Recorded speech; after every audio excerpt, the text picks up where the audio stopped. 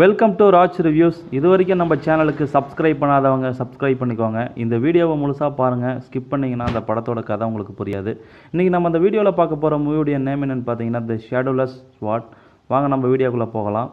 எப்பயுமே ஒரு 2 நாட்டுக்கு தொடர்ந்து சண்டை நடந்துகிட்டே இருக்குது. ஒரு நாட்டோட பேர் என்னென்னு பார்த்தீங்கன்னா தெரியன் நாடு. இன்னொரு நாடு வந்து பார்த்தீங்கன்னா பாலிய நாடு. நம்ம பாலிய நாட்டுடைய அரசர் இறந்துடுறாரு. அதுக்கு தனக்கு சாதகமாக பயன்படுத்திக்கிட்ட தெரிய நாட்டு அரசர் என்ன பண்ணுறாரு, இளவரசர் ஆட்சி கீழே இருக்க அந்த பாலிய நாட்டை எப்படியாவது தனக்கு கண்ட்ரோலுக்கு கீழே கொண்டு வரணும்னு முயற்சி பண்ணுறாரு. அதனால் தன்னுடைய துணை தளபதியை அமுச்சு விட்றாரு. அதாவது அசுரவர்மன் சொல்லி அவருடைய தளபதியை அமுச்சு விட்றாரு.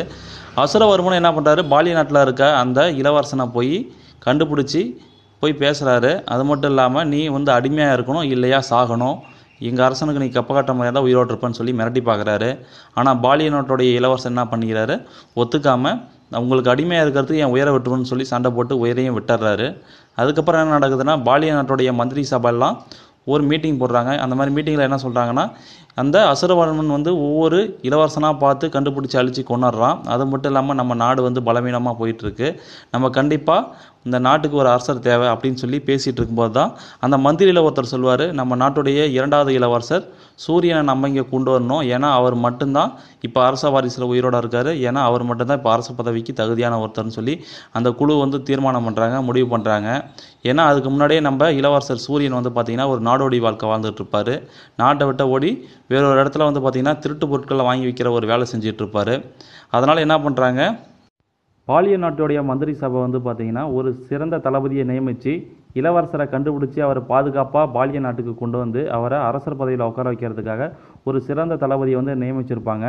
அதே சமயம் பார்த்திங்கன்னா எதிரி நாடான தெரிய நாட்டில் பார்த்திங்கன்னா அசுரவர்மன் போய் சொல்வார், நான் அந்த இளவரசனை கொண்டுட்டேன், அதனால் அவன் ஒத்துக்கலை, அதனால தான் அவனை நான் கொண்டுட்டுன்னு சொல்லிட்டு இருப்பார். அதே டைமில் பார்த்திங்கன்னா இன்னொரு இளவரசன் இருக்கான், அவனை நம்ம கண்டுபிடிச்சி அழிக்கணும்னு சொல்லி தெரிய நாட்டுடைய அரசர் அசுரவர்மன்கிட்ட கூப்பிட்டு சொல்லுவார், ஒன்று அவனையாவது உயிரோடு கொண்டு வா, ஏன்னா நமக்கு அவனை கொல்லுங்கிறது நம்மளுடைய நோக்கம் இல்லை, அவன் நமக்கு காலம் பூரா அடிமையாக இருக்க ஒரு அரசனாக இருக்கணும்னு சொல்லி அந்த இடத்துல அசுரவர்மன்கிட்ட சொல்லுவார். ஆனால் அசுரவர்மனுடைய மனசில் என்ன ஓடிட்டு இருக்குன்னா, தன்னோட அப்பாவை கொடுமைப்படுத்தி கொண்டு அந்த பாலி நாட்டுடைய அரசர் குடும்பத்தையே மொத்தத்தில் நம்ம பழி வாங்கணும், எந்த இளவரசனும் உயிரோடு இருக்கக்கூடாதுன்னு சொல்லி அசுரவர்மன் பார்த்திங்கன்னா ஒரு சத்தியம் எடுத்திருப்பான். அதனால் தெரிய நாட்டோடைய அரசர் சொல்கிற அந்த கட்டளையை பார்த்திங்கன்னா ஒரு பேருக்கு ஏற்றுக்கிட்டு, ஆனால் இளவரசரை கொல்லுங்கிற ஒரு நோக்கத்தோடு என்ன பண்ணிடுவான், அவன் தன்னுடைய படைகளை எல்லாத்தையுமே ஜாகுவாங்கிற ஒரு நகரத்துக்கு பார்த்திங்கன்னா அமுச்சிருப்பான். ஏன்னா அந்த நகரத்தில் தான் பாலிய நாட்டுடைய அரசர் பார்த்திங்கன்னா அவருடைய சொந்த பையன் அந்த இடத்துல இருக்காருன்னு சொல்லி அவங்களுக்கு தெரிய வரும். 2 பக்கமும் அந்த அரசனுடைய வாரிசை கண்டுபிடிக்கிறதுக்காக தெரிய நாட்டு படையும் பாலிய நாட்டுடைய தளபதியும் தேடிட்டு தெரிவாங்க. அந்த மாதிரி போகிறப்ப பார்த்திங்கன்னா ஜாகுவா நகரத்தில் இருக்க அந்த இளவரசனை பாலிய நாட்டுடைய தளபதி சோனா கண்டுபிடிச்சிருவாங்க. அந்த மாதிரி கண்டுபிடிச்சோன்னா நேராக போயிட்டு இளவரசர்கிட்ட, உங்கள் உயிருக்கு ஆபத்து, உங்கள் அண்ணன் இறந்துட்டார், நீங்கள் தான் இப்போ பாலிய நாட்டுடைய வருங்கால அரசர், அதனால் நீங்கள் அந்த அரச பதவி ஏற்றுக்கணும்னு சொல்லி சொல்லுவார். ஆனால் அந்த சோனா சொன்ன அந்த ஒரு விஷயத்தை பார்த்திங்கன்னா இளவரசர் சூரியன் கண்டுக்காமல் என்ன பண்ணிடுவார், அந்த இடத்துலேருந்து தளபதி சோனாவை ஏமாற்றிட்டு அந்த இடத்துலேருந்து தப்பிச்சு போயிடுவார். அந்த மாதிரி தப்பிச்சு போகிறப்போ பார்த்திங்கன்னா அசுரவர்மனுடைய மரணப்படை பார்த்திங்கன்னா ஜாகுவா நகரத்தில் இருக்கும். அந்த படையிட்ட இவர் மாட்டிப்பார்.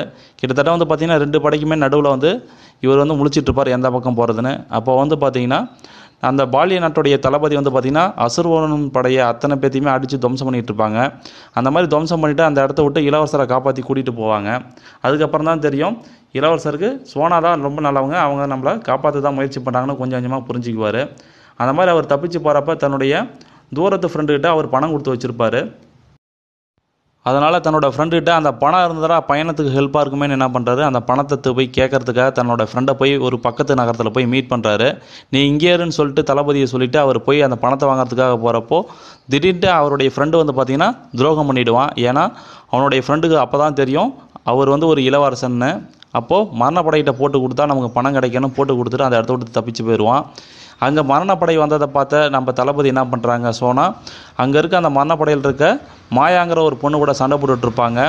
சண்டை போட்டு அந்த இடத்துலேருந்து மரணப்படையில் இருக்க எல்லாத்தையுமே அடித்து துவம்சம் பண்ணிகிட்டே இருக்க அந்த டைமில் பார்த்திங்கன்னா மரணப்படையை சேர்ந்தவங்க நிறைய பேர் வந்துகிட்டே இருக்கவும் அந்த இடத்த விட்டு என்ன பண்ணிடுவாங்க, தப்பிச்சு குளத்தில் நீந்தி போவாங்க. அந்த மாதிரி நீந்தி போயிட்டு இருக்கிறப்ப பார்த்திங்கன்னா எல்லாருமே தன்னுடைய கையில் இருக்க சின்ன சின்ன கத்தி பிளேடு எல்லாத்தையும் தூக்கி தண்ணிக்குள்ளே போடுவாங்க. அந்த மாதிரி போடுறப்ப அந்த தண்ணியிலேருந்து எப்படியாவது தப்பிச்சு மறுக்கரைக்கு போகிறப்ப தான் தெரியும் அசுரவர்மன் பின்தொடர்ந்து வந்துட்டுருக்கான்னு. அப்போது அந்த பாலிய நாட்டுடைய தளபதி அசுரவர்மன் கூட சண்டை போட்டுட்ருப்பாங்க. அப்போ அந்த மாதிரி சண்டை போடுறப்போ பார்த்திங்கன்னா அந்த இளவரசர் சூரியனுடைய முதுகில் வந்து பார்த்திங்கன்னா யசோவர்மன் கத்தியால் வந்து வெட்டிடுவான்.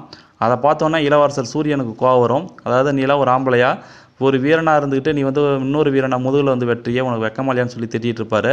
திட்டிட்டு அந்த இடத்த விட்டு தப்பிக்கிறதுக்காக தன்னோட கையில் இருந்த ஒரு வெடியை அந்த இடத்துல போட்டு அந்த இடத்துல தளபதியை கூட்டிகிட்டு தப்பிச்சிருவார். தப்பிச்சுட்டு ஒரு பாதுகாப்பான ஒரு மூங்கில் தோப்புக்கு போயிடுவார். ஒரு பக்கம் வந்து அசுரவர்மன் அந்த பாலிய நாட்டோடைய இளவரசனை எப்படியாவது கொன்னுங்கிற ஒரு முடிவோடு சுற்றிட்டு இருப்பான். அதே டைமில் வந்து பார்த்திங்கன்னா தெரிய நாட்டு அரசர் தன்னுடைய தளபதியை கூப்பிட்டு அசுரவர்மன் கண்டுபிடிச்சானா இல்லையா அந்த இளவரசனன் கூப்பிட்டு விசாரிக்க சொல்கிறாரு. அந்த மாதிரி தளபதி கூப்பிட்டு அசுரவர்மனை கூப்பிட்டு கேட்குறாரு, நீ வந்து அந்த பாலிய நாட்டு இளவரசனை கண்டுபிடிச்சே இல்லையான்னு கேட்குறப்போ, இன்னும் நாங்கள் கண்டுபிடிக்கல அப்படின்னு சொல்கிறாரு. அப்போ அசுரவர்மன் வந்து பொய் சொல்கிறத தெரிஞ்சுக்கிட்ட அந்த தளபதி என்ன பண்ணுறாரு, நீ அவனை கொல்றதுக்கு தான் முயற்சி பண்ணுற, உனக்கு கொடுத்த கால அவசரம் வந்து முடிஞ்சு போச்சு, உனக்கு கொடுத்த டைம் முடிஞ்சு போச்சு, கெடு முடிஞ்சு போச்சு, அதனால் நீ வந்து இனிமேல் உனக்கு இந்த வேலை கிடையாது, இனிமேல் அதிரடிப்படை வந்து பார்த்திங்கன்னா அந்த இளவரசனை கண்டுபிடிச்சி அடிமையாக்கும், அந்த வேலையை அது செய்யும், இனிமேல் நீ செய்ய தேவைன்னு சொல்லி அந்த இடத்துல தளபதி சொல்வார். அந்த டைமில் வந்து பார்த்திங்கன்னா அது மட்டும் இல்லாமல் அசுரவர்மனை கொல்றதுக்கான ஒரு திட்டமும் அந்த தெரிய நாட்டு தளபதி முடிவு எடுத்திருப்பார். அதை தெரிஞ்சுக்கிட்ட மாயாங்கிற அசுரவர்மனுடைய காதலி வந்து என்ன பண்ணுவாங்க, அசுரவர்மனை நீங்கள் கொல்லக்கூடாது, அதுக்காக நான் எதை வேணாலும் செய்யறதுக்கு தயாராக இருக்குன்னு சொல்லுவாங்க. அதை கேட்டுக்கிட்டு அந்த தளபதி என்ன பண்ணுறாங்க, அசுரவர்மன் உயிரோடு இருக்கணும்னா நீ என் கூட வந்து இருக்கணும் அப்படின்னு சொல்லிட்டு அந்த இடத்துல ஒரு கட்டாயப்படுத்தி அந்த அசுரவர்மனுடைய காதலி கூட அவர் இருந்துருவார். அந்த மாதிரி இருந்தோடனே விடிஞ்சதுக்கப்புறம் தான் தெரியும் அசுரவர்மனுக்கு தன்னுடைய காதலியை வந்து அந்த தளபதி கட்டாயப்படுத்தி நைட்டு பூரா கூட இருந்திருக்காருன்னு. அதுக்கப்புறம் என்ன பண்ணுறாரு, ஒரு முடிவுக்கு வர்றாரு. அப்போது மறுநாள் அந்த தளபதி கூட நேராக போய் பேசிவிட்டு, நான் அந்த இளவரசனை நான் தான் கொல்ல போகிறேன், உங்களால் ஒன்றும் பண்ண முடியாது, கண்டிப்பாக என் சபதம் நிறைவேறுன்னு சொல்கிறாரு. அப்போ அந்த தளபதி சொல்கிறாரு, நாங்கள் இன்னும் கொஞ்சம் நேரத்தில் அதிரடி படம் வந்துடும், அதனால் வந்து பார்த்திங்கன்னா உன்னால் இதுக்கு மேலே எதுவுமே பண்ண முடியாது, அந்த இளவரசனை கொல்லுங்கிற முடிவை மாற்றிக்கன்னு சொல்கிறாரு. அந்த மாதிரி சொல்கிறப்ப வந்து பார்த்திங்கன்னா அசுரவர்மன் என்ன பண்ணுறான், நான் தான் கண்டிப்பாக கொல்ல போகிறேன் அப்படின்னு சொல்லிட்டு அந்த தளபதியை கொன்னுடுவார். ஏன்னா நீ என்னுடைய காதலிக்கு பண்ண துரோகத்தை என்னால் மறக்க முடியாது, ஏன்னா நீ அவளை கட்டாயப்படுத்தி மிரட்டி அவள் கூட நீ நைட்டு இருந்திருக்குன்னு சொல்லிட்டு அந்த இடத்துல கொன்னுடுவார். கொன்னதுக்கப்புறம் வந்து பார்த்திங்கன்னா ஒரு புறா மூலியமாக தெரிய நாட்டு அரசருக்கு ஒரு தகவல் அனுப்புவார். என்ன தகவல்னா, அதாவது பாலிய நாட்டுடைய தளபதிகள் திடீர் தாக்குதலில் நம்ம தளபதியை வந்து கொண்டுட்டாங்கன்னு ஒரு பொய்யான தகவலை புறா மூலியமாக அமுச்சுட்டுவார். அமுச்சுட்டதுக்கப்புறம் வந்து பார்த்திங்கன்னா அசுரவர்மன் பாலிய நாட்டுக்கு வந்து அந்த இளவரசனை தேடி போகிறாரு. அதே டைமில் வந்து பார்த்திங்கன்னா மூங்கில் தோப்பு வழியாக நம்ம பாலிய நாட்டுடைய தளபதி சோனா கூட இளவரசர் சூரியன் போயிட்டுருப்பார். அந்த மாதிரி போயிட்டுருக்கிறப்ப வந்து பார்த்திங்கன்னா மரணப்படை வந்து திடீர்னு வந்து தாக்குதல் பண்ணுவாங்க. அந்த தாக்குதலை வந்து இளவரசரை காப்பாற்றுறதுக்காக என்ன பண்ணிடுவாங்க, கடுமையாக முயற்சி பண்ணுவாங்க பாலிய நாட்டுடைய தளபதி சோனா. அந்த மாதிரி முயற்சி பண்ணிகிட்டு இருக்கிறப்ப வந்து பார்த்திங்கன்னா மரணப்படையிலேருந்து ஒருத்தர் விஷ ஊசியாலான ஒரு ஊசியை வந்து டக்குன்னு வந்து காற்றுல வந்து அடிச்சு விட்ருவான். அந்த மாதிரி அடிச்சு விட்றப்ப வந்து பார்த்திங்கன்னா அது நம்ம பாலிய நாட்டுடைய தளபதி சோனாவோட உடம்புல வந்து விஷம் பாய்ந்த ஒரு ஊசி வந்து பாய்ஞ்சிரும். அப்போ உடம்பு பூரா விஷமாக மாறிடும். அந்த மாதிரி காயம் விட்டுட்டே இருக்கும்போது வந்து பார்த்திங்கன்னா நம்ம இளவரசர் இடையில சண்டை போட்டு அந்த இடத்துல தளபதியை காப்பாற்றி கொண்டு போயிட்டு கரெக்டாக பாலிய நாடுடைய எல்லைக்கு வந்து சேர்ந்துருவார். அந்த மாதிரி சேர்ந்ததுக்கப்புறம் வந்து பார்த்திங்கன்னா அங்கே அவருக்காக காத்துட்டு இருந்த ஒற்றற்படை தளபதியான ருத்ராவை மீட் பண்ணி, இந்த மாதிரி இவங்களுக்கு இந்த மாதிரி விஷத்தாலான ஊசி வந்து செலுத்திட்டாங்க, நீங்கள் கண்டிப்பாக இவங்களை காப்பாற்றி ஆகணும்னு சொல்கிறாரு. அந்த மாதிரி சொன்னதுக்கப்புறம் ஒற்றற்படை தளபதியான ருத்ரா என்ன பண்ணிடுவார், இளவரசர் பேச்சு கேட்டுக்கிட்டு அந்த தளபதியை விஷத்துலேருந்து காப்பாற்றுவார். ஆனால் முழுமையாக இன்னும் க்யூர் ஆகலை, அவங்க இன்னும் ரெஸ்ட் எடுக்கணும்னு சொல்லுவார். அந்த மாதிரி சொல்லிகிட்டே இருக்கும்போது வந்து பார்த்திங்கன்னா பழைய ஞாபகங்கள் எல்லாத்தையுமே 2 பேர் ஷேர் பண்ணிப்பாங்க. நம்ம இளவரசர் சூரியனும் அந்த தளபதி ருத்ராவும் பழைய ஞாபகங்கள் ஒவ்வொன்றா ஞாபகப்படுத்தி பார்ப்பாங்க. தளபதி ருத்ரா வந்து என்ன பண்ணுவார்னா, இளவரசருடைய அம்மாவோட சமாதிக்கு இளவரசரை கூட்டிகிட்டு போவார். அங்கே கூட்டிகிட்டு போன அந்த டைமில் வந்து பார்த்திங்கன்னா திடீர்னு அசுரவர்மன் வந்து பார்த்திங்கன்னா அந்த இடத்த கண்டுபிடிச்சி வந்துடுவான். அப்போது இளவரசர் அந்த இடத்த விட்டு தப்பிச்சு போக சொல்லி ருத்ரா வந்து என்ன பண்ணிடுவார், அசுரவர்மன் கூட சண்டை போடுவார்.